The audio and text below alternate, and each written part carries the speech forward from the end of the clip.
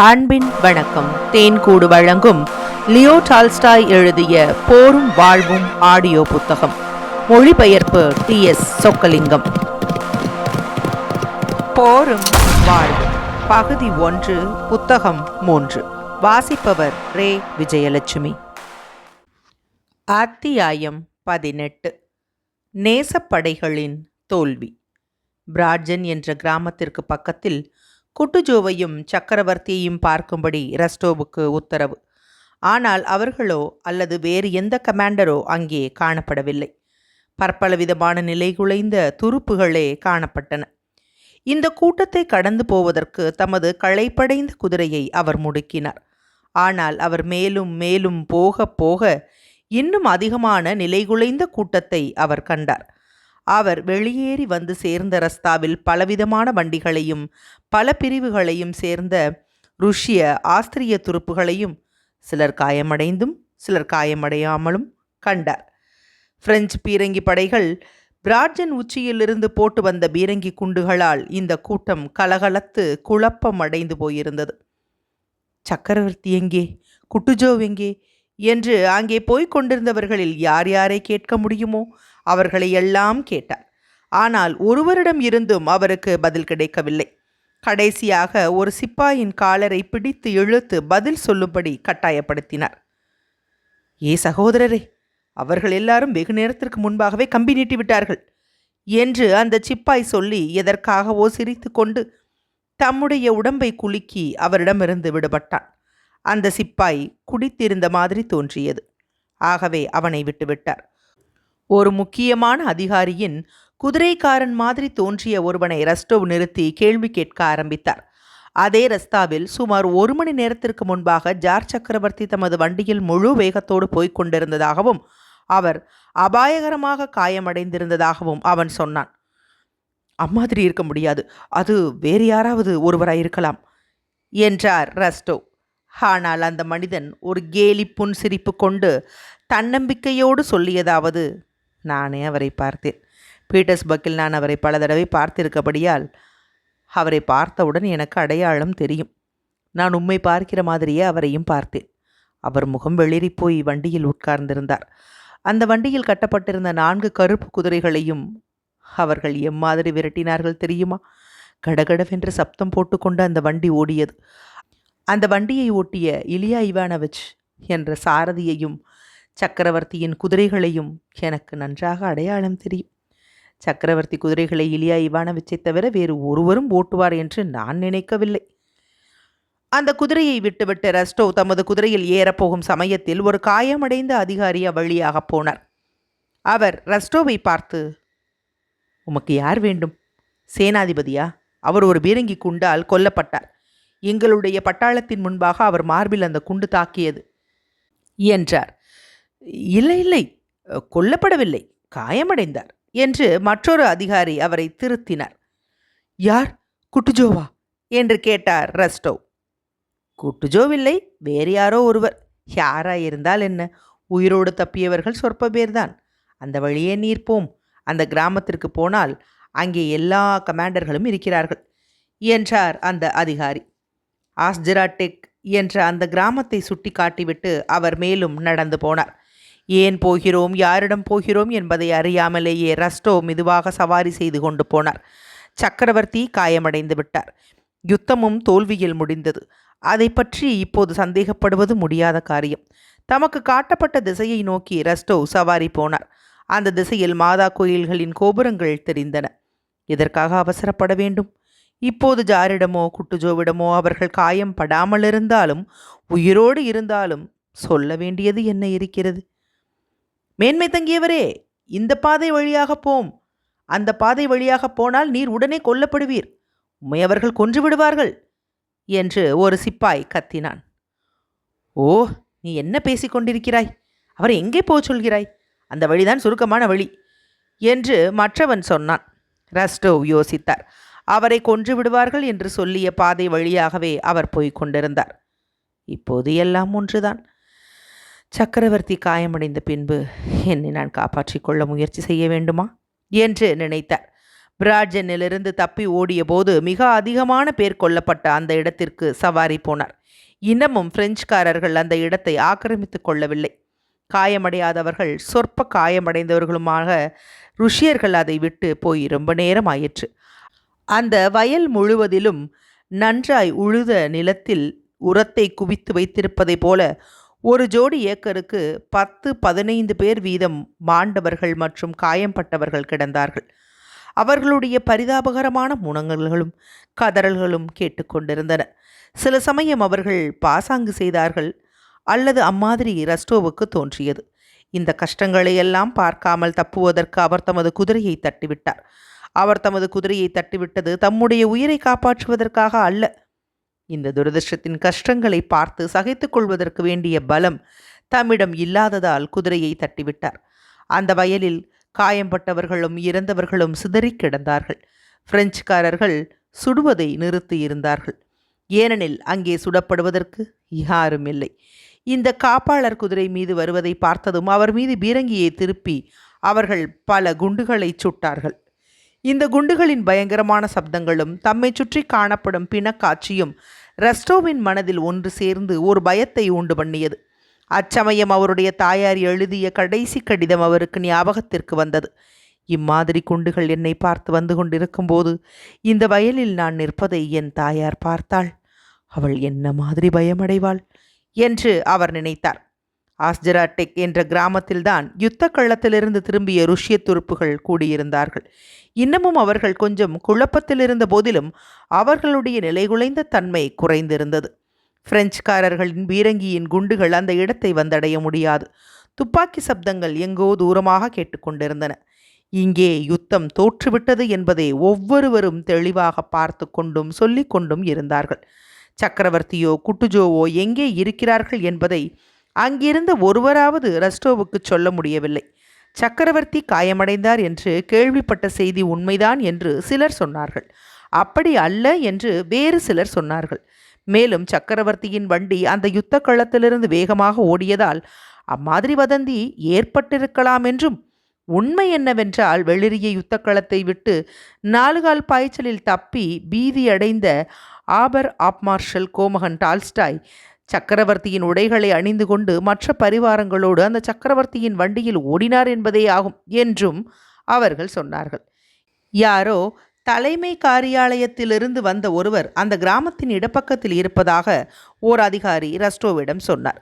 ரஸ்டோவ் அங்கு அம்மாதிரி ஒருவரையும் பார்க்க முடியாது என்று எண்ணினாலும் தம்முடைய மனதை திருப்தி செய்வதற்காக அங்கே சவாரி போனார்.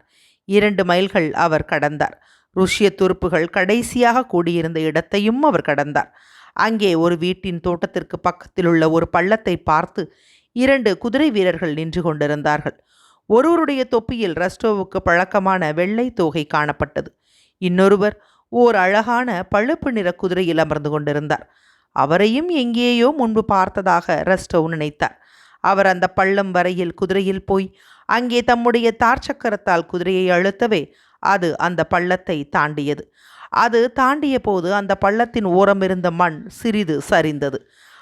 அவர் தமது குதிரையை திருப்பி மீண்டும் அந்த பள்ளத்தை தாண்டினார். தாண்டிவிட்டு வெள்ளை தோகை அணிந்திருந்தவரை பார்த்து மரியாதையோடு பேசினார். அதாவது அவரும் இதே மாதிரி செய்யலாம் என்று யோசனை கூறுவதைப் போல இருந்தது. அந்த குதிரை மீது இருந்தவர் பழக்கமானவர் போல தெரிந்தபடியால் தம்மை அறியாமலேயே அவர் மீது ரஸ்டோவ் கவனத்தை செலுத்தினார். அந்த தோகை வைத்து கொண்டிருந்தவர் தம்முடைய தலையினாலும் கையினாலும் தாம் அப்படி செய்யப்போவதில்லை என்று சொல்வதைப் போல காட்டினார். அவர்தான் ரஸ்டோவ் போற்றி வந்த பரிதாபமான சக்கரவர்த்தி. தனியாக இந்த வெட்ட வெளியான வயலில் அவராய் இருக்க முடியாது என்று ரஸ்டோவ் நினைத்தார். அச்சமயம் அலெக்சாண்டர் தமது தலையை திருப்பினார். அவருக்கு மிகவும் பிரியமான, அவர் நினைவில் ஆழமாய் பதிந்து போயிருந்த அந்த முகச்சாயல்களை ரஸ்டோவ் பார்த்தார். சக்கரவர்த்தி முகம் வெளிரி போயிருந்தார். அவருடைய கன்னங்கள் ஒட்டிப்போய் கண்கள் உள்வாங்கி இருந்தன. ஆனால் அவருடைய கவர்ச்சியும் அவருடைய அசைவுகளின் அமைதியும் இன்றும் அதிகமாய் காணப்பட்டன. சக்கரவர்த்தி காயமடைந்தார் என்ற வதந்திகள் பொய்யாய் போனதைக் கண்டு ரஸ்டோவ் சந்தோஷமடைந்தார். அவரை பார்க்க நேர்ந்ததற்காகவும் அவர் சந்தோஷமடைந்தார். டால்காருக்காவ் அவரிடம் கொடுத்தனுப்பிய செய்தியை நேரடியாக சக்கரவர்த்தியிடம் சென்று கொடுக்க வேண்டும் என்பதை அவர் அறிவார். ஒரு காதலன் வெகுகாலமாக எதிர்பார்த்து கொண்டிருந்து கடைசியாக தன் காதலியுடன் தனியாக சந்திக்கும் சந்தர்ப்பம் வரும்போது தான் பல இரவுகளாக கனவு கண்டு வந்ததை சொல்ல தைரியம் கொள்ளாமல் அதை விட்டு ஓடுவதற்கு ஏதாவது வழி இருக்கிறதா என்று தைரியம் குறைந்து நடுங்குவது காதலில் துடித்து கொண்டிருக்கும் வாலிபர்களின் வழக்கம். அதே மாதிரி ரஸ்டோவின் நிலைமை இருந்தது. உலகத்தில் வேறு எதையும் விட அதிகமாய் அவர் ஏங்கிக் கொண்டிருந்த விஷயம் அவர் கைக்கு எட்டிவிட்டது. என்றாலும் சக்கரவர்த்தியை எப்படி நெருங்குவது என்பது அவருக்கு தெரியவில்லை. அப்படி செய்வது அசௌகரியமாகவும் அநாகரிகமாகவும் அசாத்தியமாகவும் இருப்பதாக அவருக்கு 1000 காரணங்கள் தோன்றின. என்ன இது? அவர் தனிமையாகவும் சோர்வாகவும் இருக்கிற ஒரு சந்தர்ப்பத்தை பயன்படுத்தி கொள்ள நான் சந்தோஷப்படுவது போலல்லவா இருக்கிறது. ஆனால் இந்த துக்கமான நேரத்தில், இந்த கஷ்டமான சமயத்தால் ஒரு அந்நியனை பார்ப்பதற்கு அவருக்கு மகிழ்ச்சி இல்லாமல் இருக்கலாம். மேலும் நான் அவரிடம் போய் என்ன சொல்லப் போகிறேன்? அவரை பார்த்தவுடனேயே எனது இருதயம் நின்று விடுகிறதைப் போலவும் என்னுடைய தொண்டை வறண்டு விடுகிறதைப் போலவும் தோன்றுகின்றன என்று அவர் நினைத்தார். அவருடைய மனோராஜ்யத்தில் சக்கரவர்த்தியிடம் எம்மாதிரி பேச வேண்டுமென்று கற்பனை செய்து வைத்திருந்த எண்ணற்ற பேச்சுகளில் ஒன்று கூட அவருக்கு இச்சமயம் ஞாபகத்திற்கு வரவில்லை. வேறு விதமான நிலைமையில் சக்கரவர்த்தியை சந்தித்தால் பேசுவதற்காகவே அந்த பேச்சுகள் கற்பனை செய்யப்பட்டன. அதாவது யுத்தத்தில் வெற்றி மாலை சூடும்போது அல்லது தாம் காயமடைந்து செத்து கொண்டிருக்கும் போது சக்கரவர்த்தி அவரிடம் வந்து அவருடைய தீவிரமான செய்கைகளுக்காக வந்தனம் தெரிவிக்கும் போது சொல்ல வேண்டுமென்று மனோராஜ்யம் செய்த பேச்சுகளாகும். மேலும் இப்போது மாலை 4 மணி ஆகப் போகிறது. யுத்தமோ தோற்றுவிட்டது. இச்சமயத்தில் சக்கரவர்த்தியிடம் நான் எப்படி போய் வலது பக்கவாட்டை பற்றி உத்தரவு கேட்க முடியும்? இல்லை, நான் கண்டிப்பாக அவரிடம் நெருங்கக்கூடாது. கண்டிப்பாக அவருடைய சிந்தனைகளில் நான் குறுக்கிடக்கூடாது. அவரிடமிருந்து வெறுப்பான பார்வையையோ அல்லது தம்மை பற்றிய ஒரு கெட்ட அபிப்பிராயத்தையோ பெறுவதை விட அதற்காக 1000 தடவை சாவது மேல் என்று ரஸ்டோ தீர்மானித்தார். மிகுந்த துக்கத்தோடும் நெஞ்சு நிறைய அதைரியத்தோடும் திரும்பி திரும்பி அங்கு தயக்கத்தோடு நின்று கொண்டிருந்த ஜார் சக்கரவர்த்தியை பார்த்து கொண்டும் அவர் சவாரி போனார். இம்மாதிரியாக ரஸ்டோ தமக்குள்ளாக வாதம் செய்து கொண்டு துக்கத்தோடு அங்கிருந்து சவாரி போய் கொண்டிருக்கும் போது அந்த இடத்திற்கு கேப்டன் வான்டோல் வரும்படி நேர்ந்தது. அவர் சக்கரவர்த்தியை பார்த்ததும் உடனே அவரிடம் சவாரி போய் அவருக்கு சேவை செய்வதற்கு தயாராய் நின்றார். முன்னால் இருந்த அந்த பள்ளத்தை குதிரையிலிருந்து இறங்கி கால்நடையாக தாண்டுவதற்கு உதவி செய்தார். சக்கரவர்த்தி அசௌக்கியமாய் இருப்பதாக உணர்ந்ததால் கொஞ்சம் ஓய்வு எடுத்துக்கொள்வதற்காக அங்கிருந்த ஒரு ஆப்பிள் மரத்தின் அடியில் உட்கார்ந்தார். வான்டோலும் அவருக்கு பக்கத்தில் அமர்ந்தார். கொஞ்ச தூரத்தில் சென்று கொண்டிருந்த ரஸ்டோ சக்கரவர்த்தியுடன் வான்டோல் பேசிக் கொண்டிருந்ததை பார்த்து வருத்தத்தோடும் பொறாமையோடும் நோக்கினார். எவ்வளவு உள்ள கனிவோடு வான்டோல் பேசிக் கொண்டிருந்தார் என்பதையும் சக்கரவர்த்தி தமது கண்களை கைகளால் மறைத்து கொண்டிருப்பதிலிருந்து அவர் அழுது கொண்டிருக்கிறார் என்பதையும் வான்டோலின் கையை அவர் பிடித்திருப்பதையும் ரஸ்டோ பார்த்தார். நான் அவருடைய இடத்தில் இருக்க வேண்டியவன் என்று ரஸ்டோ நினைத்தார். சக்கரவர்த்திக்காக தோன்றிய அனுதாபத்தினால் அவருக்கு வந்து கொண்டிருந்த கண்ணீரை அவரால் அடக்க முடியவில்லை. மிகுந்த வருத்தத்தோடு அவர் சவாரி போனார். எங்கே போகிறோம், எதற்காக போகிறோம் என்பது அவருக்கு தெரியவில்லை. தம்முடைய பலக்குறைவுதான் தம்முடைய துக்கத்திற்கு காரணம் என்பதை அவர் தெரிந்ததும் அவருடைய அதைரியம் இன்னும் அதிகமாயிற்று. தாம் எப்படியாவது சக்கரவர்த்தியிடம் போயிருந்திருக்க வேண்டும் என்று அவர் நினைத்தார். சக்கரவர்த்தி மீதுள்ள தமது பக்தியை காட்டுவதற்கு அது ஓர் அபூர்வமான சந்தர்ப்பமாயிருந்ததென்றும் அதை அவர் உபயோகப்படுத்தி கொள்ள தவறிவிட்டார் என்றும் எண்ணினார். நான் என்ன செய்துவிட்டேன் என்று அவர் நினைத்தார். அவர் மீண்டும் தமது குதிரையை திருப்பி சக்கரவர்த்தி இருந்த இடத்திற்கு பாய்ச்சலில் வந்தார். அங்கே அந்த பள்ளத்திற்கு அப்பால் ஒருவரையும் காணவில்லை. சில வண்டிகள் அவ்வழியாக போய்க் கொண்டிருந்தன. குட்டுஜோவின் பரிவாரத்தைச் சேர்ந்தவர்கள் அந்த வண்டிகள் போய்க் கொண்டிருக்கிற கிராமத்தில் தான் இருக்கிறார்கள் என்று வண்டி ஓட்டிகளில் ஒருவன் சொன்னான். ரஸ்டோ அவர்களை பின்பற்றி போனார். அவருக்கு முன்பாக குதிரைகள் மீது துணிகளை போட்டு மூடிக்கொண்டு குட்டுஜோவின் குதிரைக்காரன் அவைகளை அழைத்து போய்க் கொண்டிருந்தான். அதற்கு பின்னால் ஒரு வண்டி வந்தது. அந்த வண்டியின் பின்னால் ஒரு வயோதிகமான நொண்டி அடிமை ஒருவன் ஓர் உயரமான தொப்பி அணிந்து கொண்டு தோல்கோட் அணிந்து வந்து கொண்டிருந்தான். டிட் அடிட் என்று குதிரைக்காரன் கூவினான். என்னப்பா என்று அந்த வயோதிகன் பதில் சொன்னான். ஏட்டி, அதை புடைத்து தள்ளு. ஹோ, நீ ஒரு முட்டாள் என்று அந்த வயோதிகன் சொல்லி கோபமாக கீழே துப்பினான். மௌனமாக கொஞ்ச நேரம் கழிந்த பின்பு மீண்டும் அதே தமாஷை மறுபடியும் பேசிக் கொண்டிருந்தார்கள்.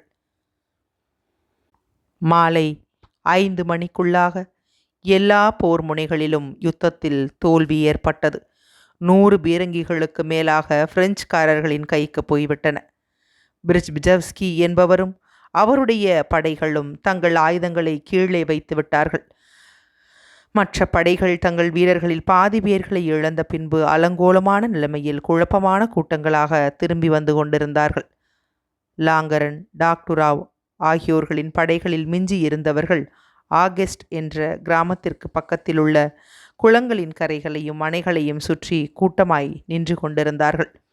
5 மணிக்கு பிற்பாடு அந்த ஆகஸ்ட் அணையில் பீரங்கி குண்டுகள் வந்து விழுந்து கொண்டிருந்தன. பிராட்ஜன் குன்றுகளின் சாய்வுகளில் அந்த பீரங்கிகள் வைக்கப்பட்டு அங்கிருந்து பின்னால் போய்க் கொண்டிருந்த துருப்புகள் மீது பிரெஞ்சுக்காரர்கள் குண்டுகளை பொழிந்து கொண்டிருந்தார்கள். பின்னணியில் டால்காருக்காவும் மற்றவர்களும் அங்கிருந்த சிலரை திரட்டி தமது துருப்புகளை விரட்டி கொண்டு வந்த பிரெஞ்சு குதிரைப்படை மீது குண்டு மழை பொழிந்து கொண்டிருந்தார்கள். மாலை இருட்ட ஆரம்பித்தது. அந்த ஒடுக்கமான ஆகஸ்ட் அணையில் பல வருஷங்களாக அங்கிருந்த வயோதிக மில்காரன் அமைதியாக உட்கார்ந்து கொண்டு தமது பேரனை பக்கத்தில் அமர்த்தி கைச்சட்டையை மேலே மடக்கி கொண்டு மீன் பிடித்து கொண்டிருப்பது வழக்கம்.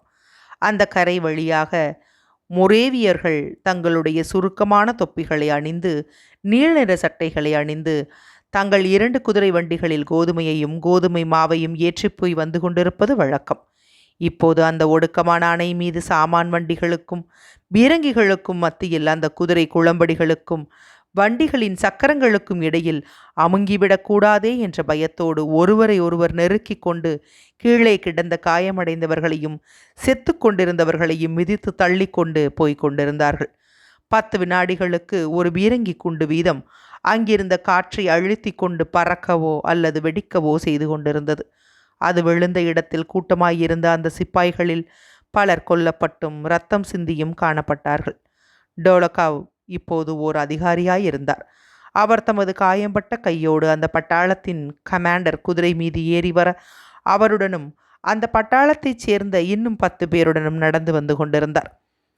அவர்களுடைய பட்டாளத்தில் மிஞ்சியவர்கள் அவர்கள்தான். அந்த அணைக்கு போகிற வழியின் பக்கத்தில் கூட்டம் நெருங்கி இருந்தபடியால் அவர்கள் அதில் நுழைந்து போக முயற்சி செய்தார்கள். அவர்களுக்கு முன்பாக ஒரு குதிரை பீரங்கி வண்டியின் கீழாக விழுந்து விட்டபடியால் அந்த பாதையை விட்டு இழுத்து விலக்கி கொண்டிருந்தார்கள்.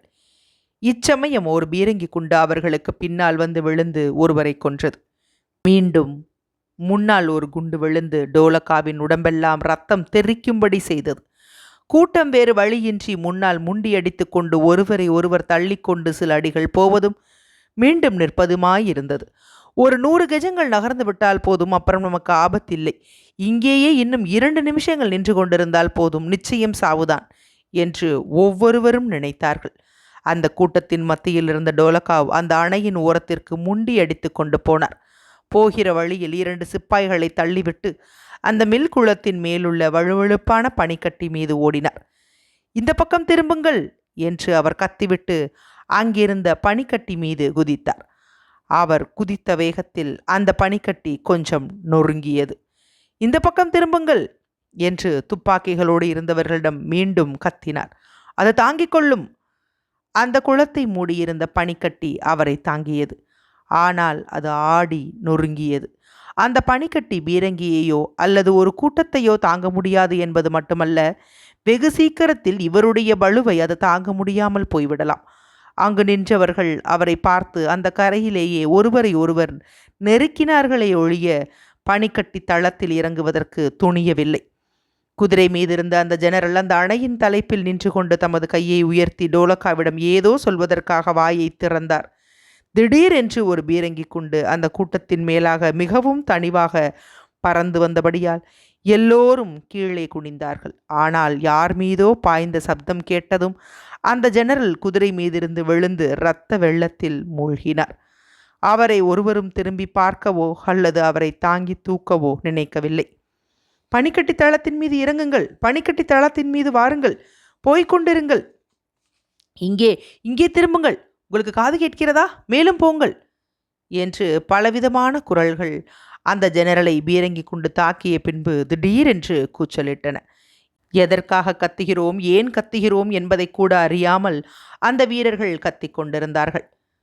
அந்த அணை மீது போய்க் கொண்டிருந்த பின்னால் இருந்த ஒரு பீரங்கி வண்டியை பனிக்கட்டி தளத்தில் திருப்பினார்கள். உடனே சிப்பாய்கள் அணையிலிருந்து திரும்பி பனிக்கட்டி தளத்தில் ஓட ஆரம்பித்தார்கள். முன்னால் ஓடிக்கொண்டிருந்த சிப்பாய்களின் பாரம் தாங்க முடியாமல் பனிக்கட்டி உடைந்து விட்டது. ஒருவருடைய கால் தண்ணீருக்குள் நழுவியது. அதை மேலே எடுக்க அவன் முயற்சித்தபோது அவன் இடுப்பளவு தண்ணீரில் விழுந்து விட்டான். அவனுக்கு பக்கத்தில் இருந்த சிப்பாய்கள் இதை பார்த்ததும் பின்வாங்கினார்கள். அந்த பீரங்கி வண்டிக்காரன் தமது குதிரையை நிறுத்தினான். ஆனால் அவர்களுக்கு பின்னாலிருந்து, பனிக்கட்டி மீது போங்கள், ஏன் நிற்கிறீர்கள், மேலே போங்கள், மேலே போங்கள் என்ற கூச்சல்கள் கேட்டு வந்தன. பயங்கரத்தை காட்டும் கூக்குரல்களும் அந்த கூட்டத்திலிருந்து வெளிப்பட்டன. அந்த பீரங்கி வண்டிக்கு பக்கத்தில் இருந்த சிப்பாய்கள் தங்கள் கைகளை ஆட்டி தங்கள் குதிரைகளை அடித்து அவை மேலே போகும்படி விரட்டினார்கள். அந்த அணையிலிருந்து குதிரைகள் கீழே இறங்கின. அந்த பாலங்களுக்கு கீழிருந்த பனிக்கட்டி திடீரென்று புறாவாக நொறுங்கி விழுந்தது. அங்கிருந்த 40 மனிதர்கள் தண்ணீருக்குள் விழுந்தார்கள். சிலர் முன்பாகவும் சிலர் பின்பாகவும் விழுந்து ஒருவரை ஒருவர் அமுக்கினர். அந்த பனிக்கட்டி மீதும் தண்ணீர் மீதும் அங்கிருந்த அணை மீதும் கூடியிருந்த கூட்டத்தின் மீதும் அந்த கரையின் மீதும் தொடர்ந்து பீரங்கி குண்டுகள் விழுந்து கொண்டிருந்தன. அத்தியாயம் 18 நிறைவுற்றது.